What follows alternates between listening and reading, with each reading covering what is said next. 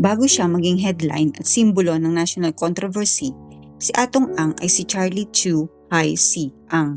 Pinanganak noong August 29, 1957. Lumaki sa isang pamilyang may Chinese-Filipino roots. Maaga niyang natutunan ang negosyo at pakikipag-usap sa mga tao. Asawa niya ay si Iris Ang at may 3 siyang anak. Sa kabila ng pagiging controversial na personalidad, nanatiling private ang pamilya. Hindi naging tradisyonal ang landas ni Atong. Ang mundo na pinasok niya ay hindi tela, bakal o pagkain, kundi sugal. Noong late 80s at early 90s, inuugnay si Atong sa operations ng weteng, isang illegal numbers game na matagal ng bahagi ng kulturang Pilipino. Kasabay nito ang pag-usbong ng Small Town Lottery or STL, ang legal counterpart na pinapatakbo sa ilalim ng Philippine Charity Sweepstakes Office. Dito pumasok ang relasyon niya sa mga opisyal, regulators at mga negosyanteng kumikilos sa likod ng sistema. At kalaunan, naging consultant siya para sa PAGCOR, na siya ngayong pangunahing gaming authority ng bansa. Habang lumalawak ang gaming network, lumapit din si Atong Ang sa kapangyarihan. Noong 1998, naging pangulo si Joseph Estrada at dito lalo naging prominente ang pangalan ni Atong Ang. Siya ang sinasabing nag-bridge sa mga gaming operations sa gobyerno. Ngunit noong 2000, sumabog ang eskandalo, lumitaw ang aligasyon ng weteng payola at sumunod ang impeachment trial ni Estrada. Sa loob ng Senado at sa harap ng media, binanggit ang pangalan ni Atong Ang bilang isa sa mga central players ng operasyon. At nang matapos ang EDSA Revolution Part 2 noong 2001, isinama siya sa plunder charges. Isang warrant of arrest ang inilabas. Balikan natin ang taong 2001, araw ng pagbagsak ni Pangulong Joseph Erap Estrada at araw rin ng pag-alis ni Atong Ang sa Pilipinas. Magkaibigan sila, magkakampi, pero si Atong rin ang naging mitsa ng hidwaan. Noong 1998, unang nakita si Atong Ang kasama si Estrada sa Casino Filipino. Nang maupo si Estrada bilang Pangulo, naging consultant siya ng PAGCOR. Pero sa likod ng eksena, may galawang nagbago ng takbo ng kasaysayan. Bilang consultant, si Atong Ang nag-award ng Bingo 2-Ball franchise sa Ilocos Sur sa pinsan ng kaaway ni Governor Chavit Singson. At di nagtagal, si Chavit Singson ang naglabas ng pasabog, ang aligasyon na tumatanggap ng milyong payola si Estrada mula sa weteng. Siya ang naging pangunahing testigo sa impeachment.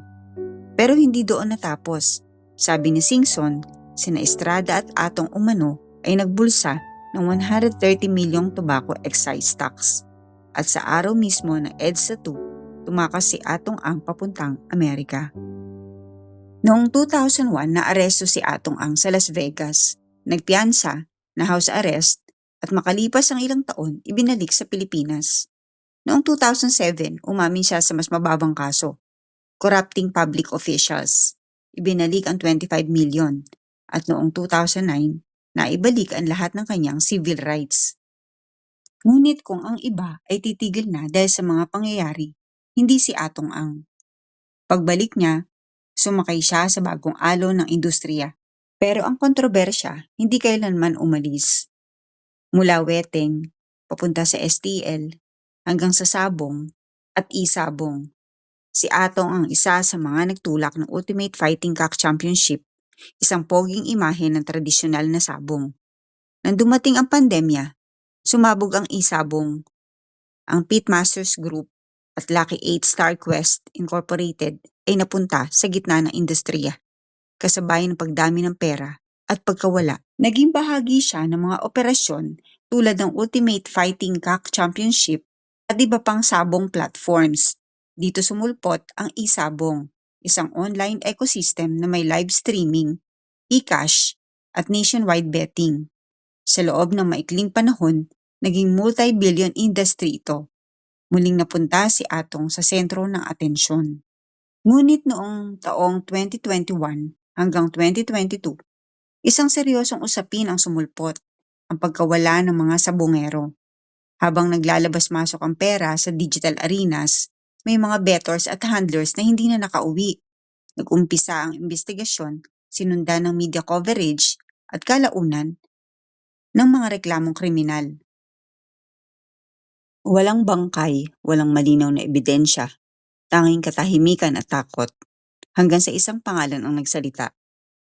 Si Julie Dondon Patidongan, isang farm manager, ang tumuro kay Atong Ang bilang mastermind umano ng pagkawala ng mahigit 100 sabongero. Ayon kay Patidongan, may utos, at ayon sa kanya, lahat daw ng nawawala ay pinapatapon sa lawa ng Taal. Was the safety of his family that pushed Julie Dondon Patidongan alias Totoy to turn against his boss, gaming tycoon Atong Ang. For 15 years, Patidongan was supposedly Ang's right-hand man, but for reasons he says he does not understand, Ang threatened to kill his family. Sa totoo lang, kaya ko naman sana dalhin hanggang libingan ang sekreto namin dalawa. Ang problema, pamilya na ang pinag-uusapan dito. Ang gusto niya patayin ang mag-ina ko.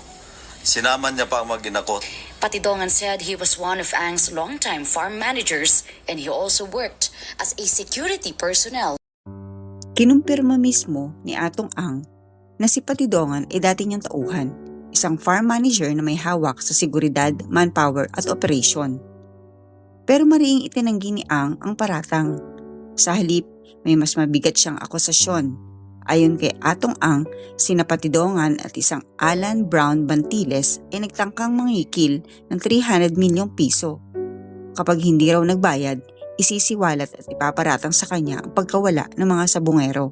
At dito raw nagsimula ang pagbagsak ng isabong na tuluyang ipinatigil noong 2022. Sabi ng Department of Justice, lahat ng ebidensya ay masusing susiriin at mula rito magpapasya kung anong kaso ang isasampa. Mahigit 20 taong matapos siyang tumakas palabas ng bansa, muli na namang haharap si Atong Ang sa isang aligasyong maaaring magbago ng lahat. At ngayong 2026 may mga warrant of arrest na inilabas para sa kasong kidnapping with homicide at murder. Si Atong ay nag-deny ng anumang partisipasyon at pagsampa ng counter-charges laban sa mga nagsasalita laban sa kanya.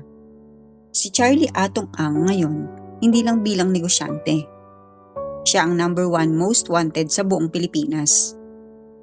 Nang ilabas ng Santa Cruz, Laguna Regional Trial Court Branch 26 ang warrant of arrest para kay Atong Ang kasama ang 17 iba pa, ito ay dahil sa kasong kidnapping with homicide, isang non-bailable offense sa ilalim ng batas.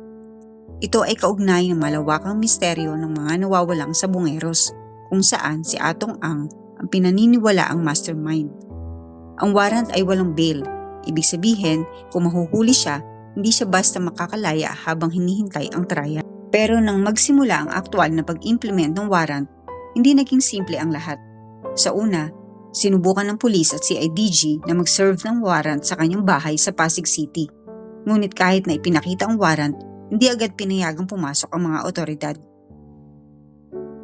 Hindi doon nagtapos ang paghahanap. Umabot na ang mga operatiba sa iba't ibang mga address na nakalista sa dokumento gaya ng kanyang farm sa Lipa City, Batangas at sa Santa Cruz, Laguna at iba pang mga property sa iba't ibang lugar sa Luzon. At pati sa Zambales, sinalakay ng NBI ang isang beach house na inaakala nilang pagtutuluyan niya. Pero muli si Atong wala pa rin doon. Ang mga CAP teams ay tuloy-tuloy ang operasyon. Nagre-request ng Interpol Red Notice sakaling umalis siya sa bansa at nakipag-coordinate na rin sa Bureau of Immigration para sa whole departure order.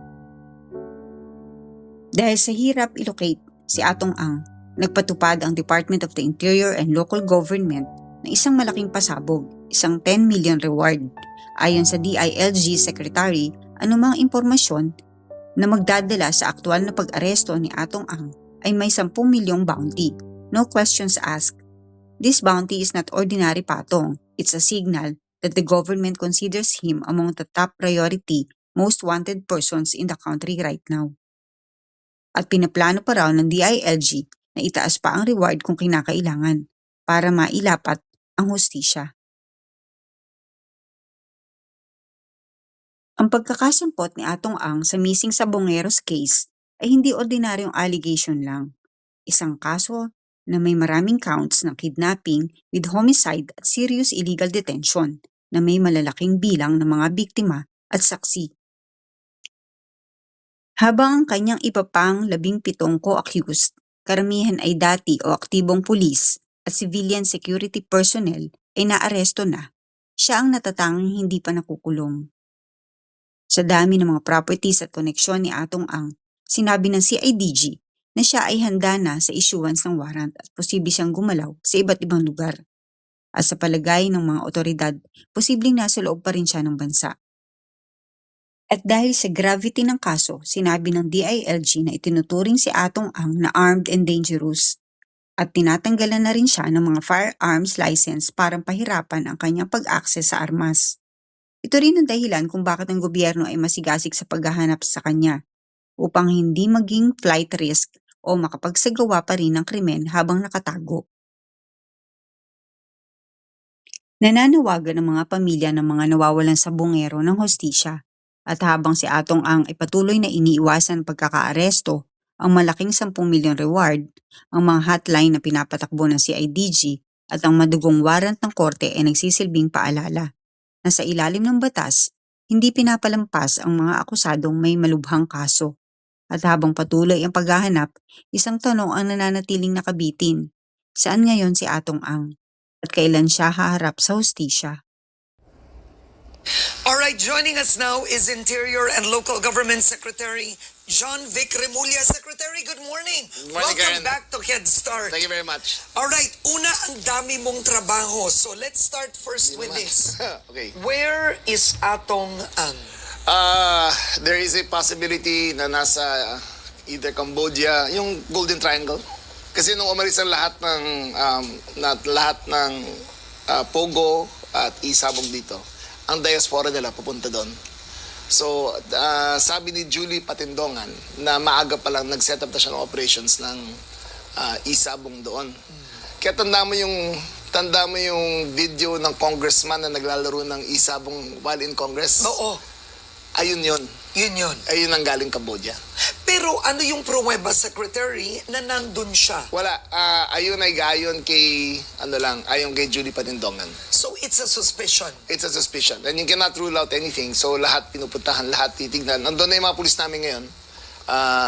Tinignan ng mga possible entry points at saka nag-coordinate na kami sa mga counterparts namin sa Cambodia para tignan kung ano doon talaga siya. But Secretary, how Hindi pangkaraniwang kwento si Atong Ang. Ito ay kwento ng impluwensya, kapangyarihan, at survival sa isang bansang ang ekonomiya at politika ay matagal nang may relasyon sa sugal.